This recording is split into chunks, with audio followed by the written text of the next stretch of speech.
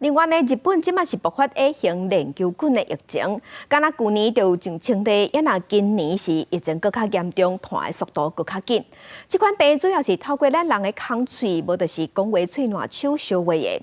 若是去话着规身躯的筋肉，会袂输要食去共款，所以嘛有人甲号做食人菌，致死率差不多是3成。所以最近若有想要去日本的乡亲，就要注意。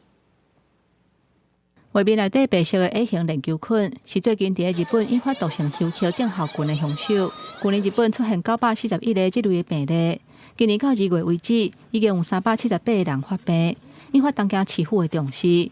調一日緊急開會討論應用的方式。昨年の報告数は全国、東京都ともに過去最多。今年も3月17日時點で患者数が昨年の3倍のペースで推移しています。当家卫生官员指出，英国链球菌毒性休克症候群主要发生在老大人的身上。不过，去年40几岁患者有增加的趋势，今年病例数甚至以3倍速度直头增加，而且死亡率有到3成。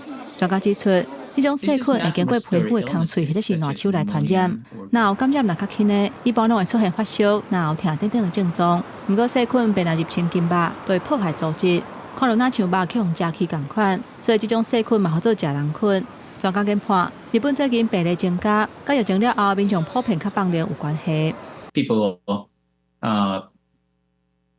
perform a lot of preventive measure at the time during COVID-19, but then it loosens or it's gone now. So and then we see a lot of other cases and cases of other infectious diseases. 国内医师表示 ，A 型链球菌是顶呼吸道真接款的细菌，无论是囡仔或者是大人，若去胃着了后，只要用抗生素来治疗，就会当得到控制。不过日本有可能是出现有抗药性的 A 型链球菌，呼吁民众若去日本旅游的时阵，尽量都爱挂喙罨、接洗手，而且爱真细致处理皮肤的空喙，安尼就会当大幅度降低感染的风险。公视新闻张惠敏报道。